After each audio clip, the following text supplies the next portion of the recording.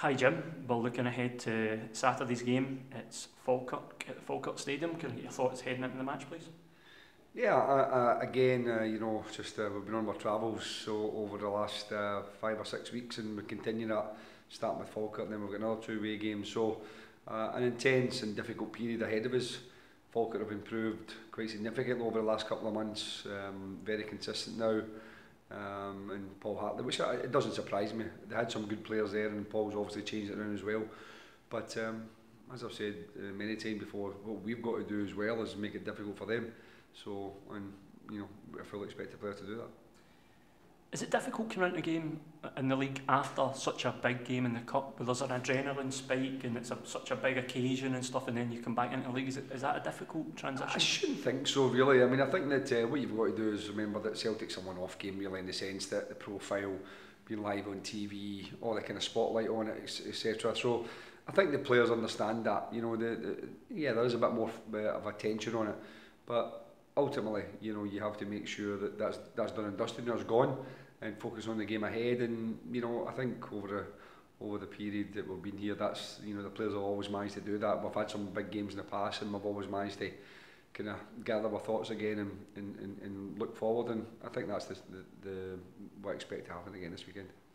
There must be a lot of positivity taken from the Celtic game in terms of the performance and how well you've done maybe the first 60 minutes of the match. Particularly? Well, I think I mentioned it before the game. What we wanted to do was make it an uncomfortable afternoon for them, and I think we made them think. We made the manager change his tactics and his shape and his personnel, and I think that was down to by and large to our performance. I know they weren't maybe at the same level they would expect, but I think a lot of credit has to go to us, for how we approached the game and how we tactically we tried to deny them space. And up until the controversial penalty decision, I felt we were doing that well. In terms of taking confidence from it, I think players should get a bit of belief from playing against top class players and performing well. But we've seen many teams that will go up against Celtic, Rangers, perform well, and then have the same performance levels further down the line. So it's difficult to say what you take from that game, other than I think the players could hold their head up after it and say, look, they gave their best, we worked hard, and as I say, but the Falkirk game is a completely different game, different expectations, different style. Everything's really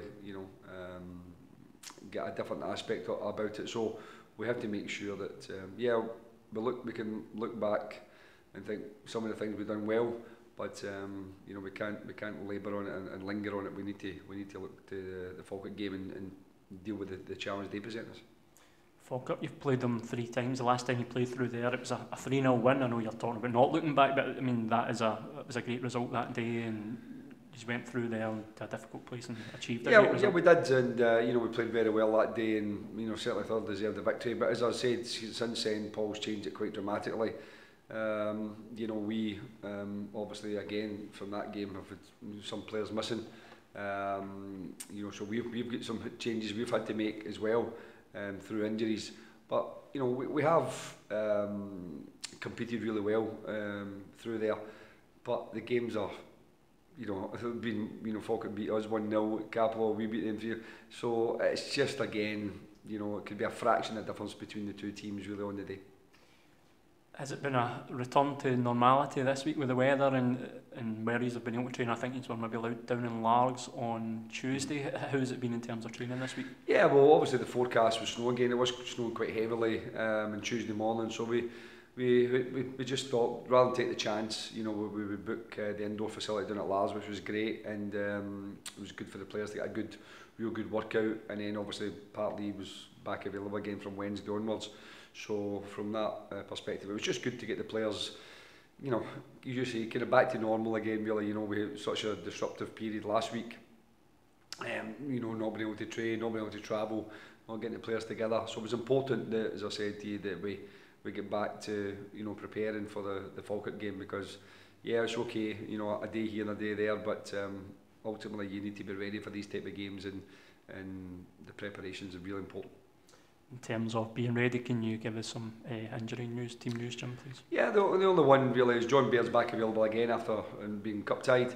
But Michael Tidser, who felt his hamstring very early on in the Celtic game, He missed the first couple of days of the week, but he's trained today, so you know, unless there's any reaction, I fully expect him to be available.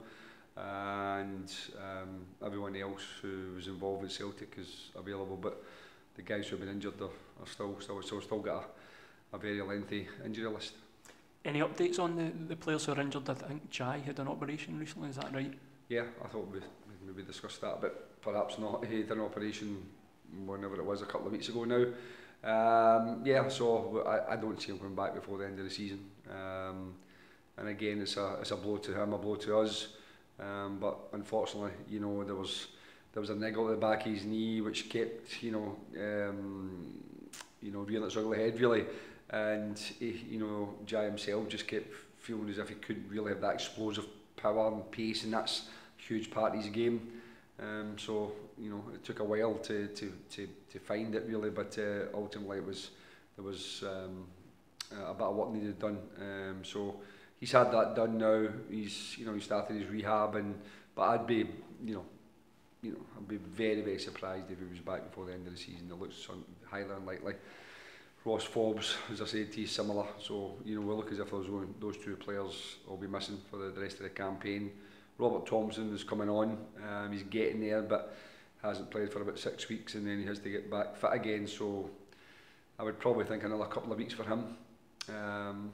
So, and you know, the other guys, I said Lee, Cody, as we mentioned, is you know, it's slow progress, but at least it is progress. So we'll just